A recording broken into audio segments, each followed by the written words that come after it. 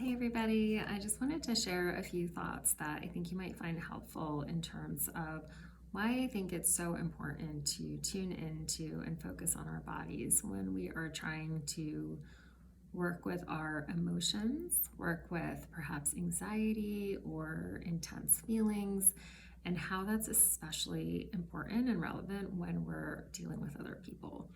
So, as humans, we will get triggered by different things. There are certain things within us that get activated or that will get upset around if someone makes a particular kind of comment, or you read something while you're scrolling on your feed, or a variety of things. Like there are just things within us that feel triggered or are sensitive areas for us that get activated from the outside. And so why tuning into your body and why working with your body is such a powerful way to start to work with that is because instead of, hearing what somebody's saying and then immediately getting upset and then going into like a story around it, or thinking about like, well, I'm right and that person's wrong, or why is this good or why is this bad, or getting into blaming or judgment or all of these things, instead of all that, we get to cut all of that and get right into the heart and right into the root of what am I feeling. And oftentimes it can feel like different things. It can feel like you feel queasy, or it feels like that expression like a punch in my gut, or we start to feel a nervousness within our body, or an anxiety, or a contraction like in our stomach or in our chest, or maybe we get really tearful or emotional, or we want to say something but we feel really shut down, or we want to say something and we want to scream and yell, and maybe it's not coming out. Like you'll feel a contraction around your throat. And so this is what I'm talking about when I talk about somatic work. Really starting to pay attention to what are these like physiological responses that are happening in my body when something triggers me from the outside.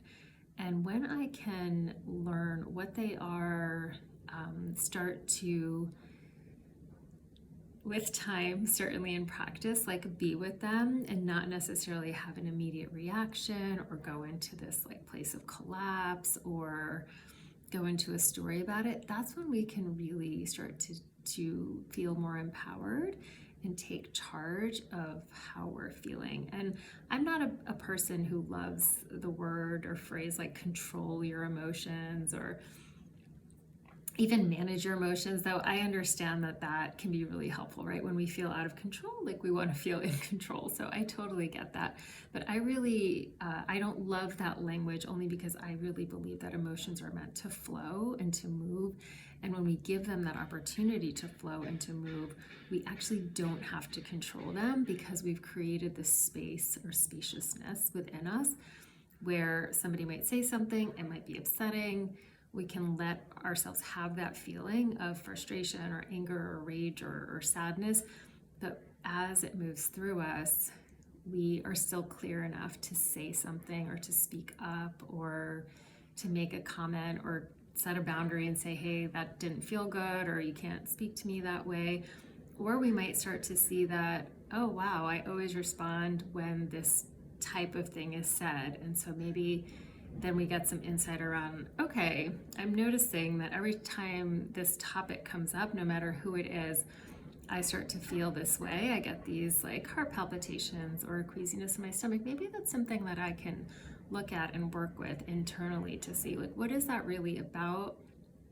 Is that really about anything that's happening in the moment, or is that just triggering something from my past, or a different experience that's like coming up for me to look at?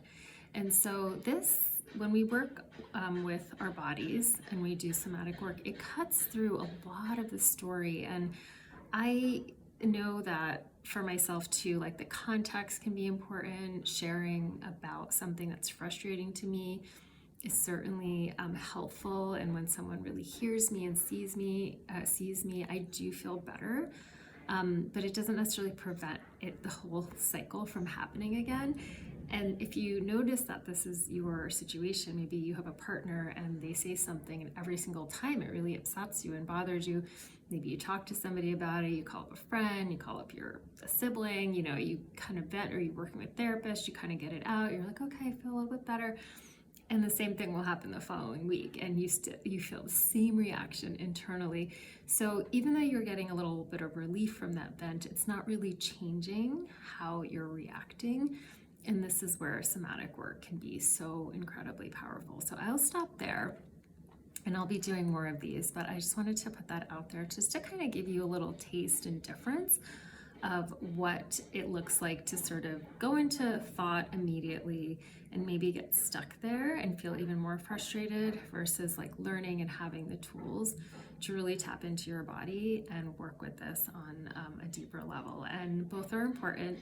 And in our society, we just tend to do more of the talking than the feeling. And so I really feel like this is such an important way to process, because I do feel like it gets to the root of the issue. And I've seen that for dozens and dozens of clients, like as they get to that place, feel through, let the emotion move, it's like a deep sigh of relief, and they're no longer triggered in the same way. So if you have thoughts or questions about this, I'm available. Feel free to send me a message, and I'd love to chat with you more about it. All right.